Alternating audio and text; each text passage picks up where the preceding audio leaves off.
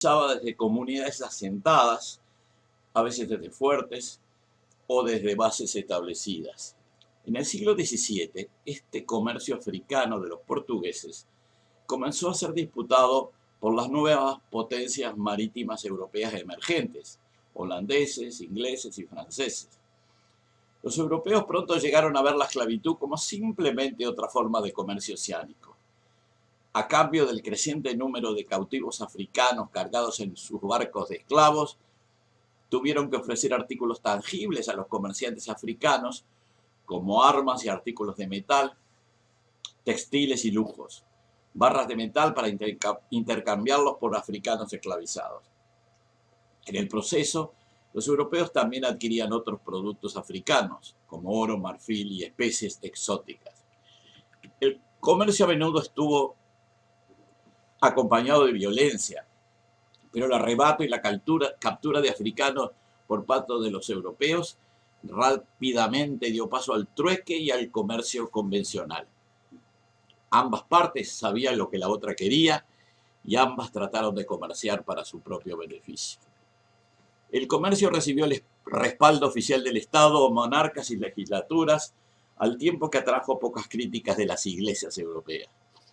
Y esos estados buscaron mejorar su propia fuerza de esclavitud, no solo por la fuerza de las armas, sino también por la diplomacia y los tratados. Al igual que los españoles y portugueses, acordaron comerciar en regiones específicas y firmaron tratados para proporcionar africanos a otras colonias, permitiendo a sus oponentes comerciar en otros lugares. El comercio fue posible gracias al desarrollo de sistemas financieros, y así evolucionó un complejo sistema internacional de flujos de efectivo y productos y letras de crédito, así como de seguros para cubrir los riesgos. Sabemos de unos 40.000 viajes de esclavos a lo largo de la historia del comercio de esclavos, y la imagen de los barcos de esclavos sigue siendo quizás la característica más recordada del comercio en sí. Unos 12 millones de africanos, por lo menos, fueron cargados en esos barcos, que iban desde pequeñas embarcaciones que pesaban solo unas pocas toneladas hasta enormes barcos de 500 toneladas. La experiencia de los viajes traumatizó a los africanos, que los sobrevivieron, y hay múltiples relatos de este cruel tráfico humano. Los barcos operaban desde la mayoría de los principales puertos de Europa. En Gran Bretaña, el comercio estaba dominado por Londres, Bristol y Liverpool, y el desarrollo físico y social de estas dos últimas ciudades estaba claramente relacionado con el comercio de esclavos y la industria necesaria para construir y equipar los barcos, generando empleos en el puerto mismo y en el interior.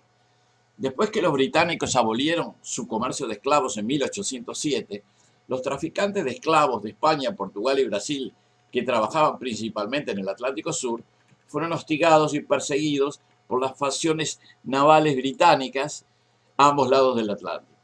A pesar de las patrullas antiesclavistas británicas y la presión diplomática británica para evitar la trata de esclavos en el Atlántico, otros 3 millones de africanos fueron transportados a las Américas, principalmente a Cuba y Brasil, entre 1807 y 1860. Cada vez más era un comercio de niños provenientes principalmente de África Central. Después de 1800, en los Estados Unidos, el comercio de esclavos era interno, no oceánico, con esclavos trasladados hacia el oeste, desde los antiguos estados esclavistas hasta la nueva frontera del algodón.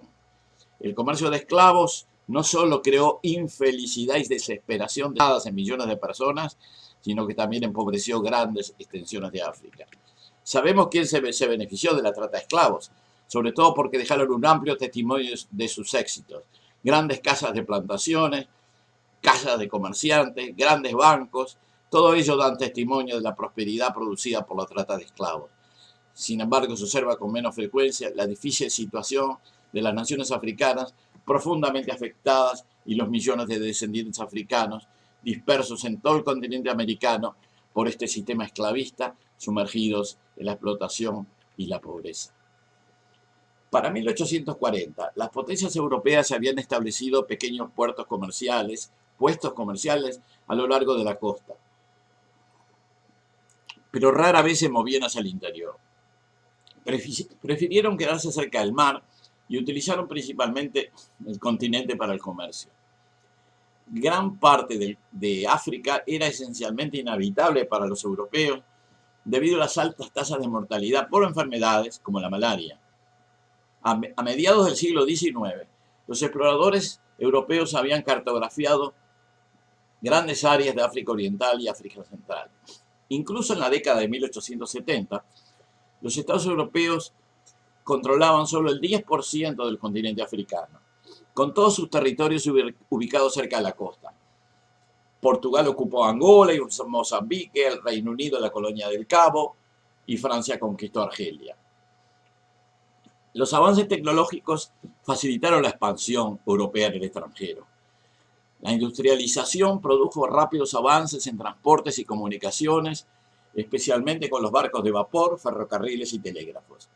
Los avances médicos también jugaron un papel importante, especialmente los medicamentos para enfermedades tropicales. El desarrollo de la quinina, un tratamiento efectivo para la malaria, hizo que vastas extensiones de los trópicos fueran más accesibles para los europeos.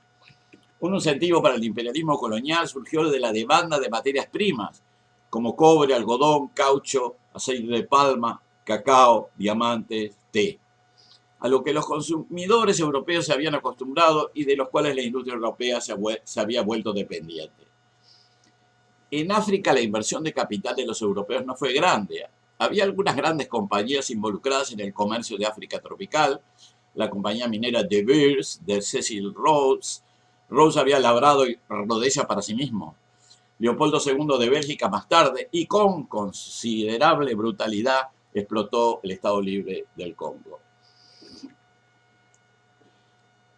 Las cosas cambiaron radicalmente a partir de la Conferencia de Berlín en 1884, convocada por el primer ministro del Reino de Alemania, Otto von Bismarck, para discutir el reparto colonial en ese continente. Los diplomáticos pusieron una fachada humanitaria al condenar la trata de esclavos, prohibir la venta de bebidas alcohólicas y armas de fuego en ciertas regiones, y también preocupación por promover actividades misioneras religiosas. Pero más importante aún, los diplomáticos en Berlín establecieron las reglas de competencia por las cuales las grandes potencias debían ser guiadas en la búsqueda de colonias. También acordaron que el área a lo largo del río Congo sería administrada por Leopoldo II de Bélgica como un área neutral, conocida como el Estado Libre del Congo, en el que el comercio y la navegación serían libres. Ninguna nación debía reclamar en África sin notificar a otras potencias sus intenciones. Ningún territorio podría ser reclamado formalmente antes de ser efectivamente ocupado. Egipto fue tomado por los británicos en 1882, dejando al Imperio Otomano en un papel nominal, hasta 1914, cuando Londres lo convirtió en un protectorado. Sudán, Nigeria, Kenia y Uganda fueron dominados en la década de 1890 y principio del siglo XX.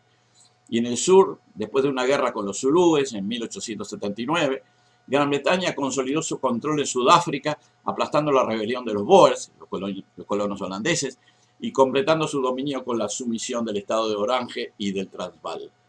A su vez, los británicos, por otro lado, querían vincular sus posesiones en el sur de África con sus territorios en África Oriental, la Kenia moderna, y estas dos áreas con la cuenca del Nilo. El avance francés sobre el interior africano fue principalmente desde las costas de África Occidental, hoy en día Senegal, hacia el este, a través del Sahel, a lo largo de la frontera sur del Sahara, un enorme desierto que cubre la mayor parte de Senegal, Mali, Níger y Chad actuales. Su objetivo final era tener un imperio colonial ininterrumpido desde el río Níger hasta el Nilo, controlando así todo el comercio hacia y desde la región del Sahel. Varios grupos de presión coloniales surgieron para legitimar la conquista colonial de África.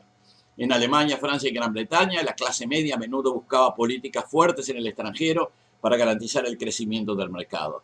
Incluso en Italia se reclamaba un posto al sol, el lugar en el sol para las llamadas naciones proletarias, reforzando el nacionalismo y el militarismo en un prototipo temprano de fascismo.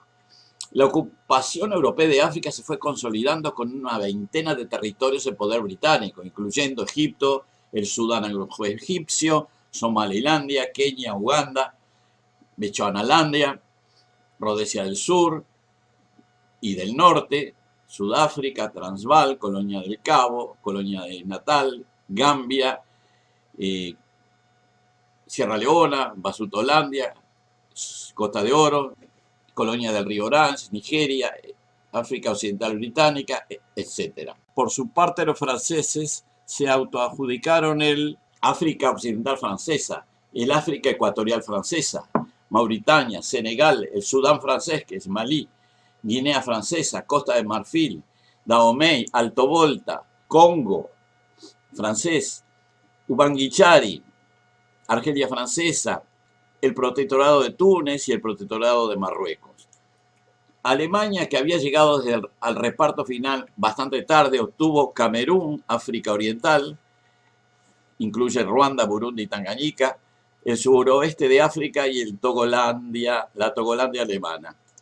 Italia, que llegó aún más tarde, pudo apoderarse de Libia, Eritrea, Somalia y Etiopía, que le duró poco tiempo este último, y Portugal mantuvo sus colonias de Angola, Cabinda, Mozambique, Guinea, Islas del Cabo Verde y Santo Tomé y Príncipe.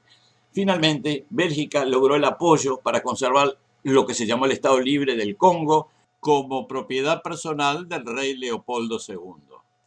Y más tarde, Ruanda, Burundi. Este video fue la segunda parte de una presentación sobre la evolución política africana. La tercera parte será presentada a la brevedad.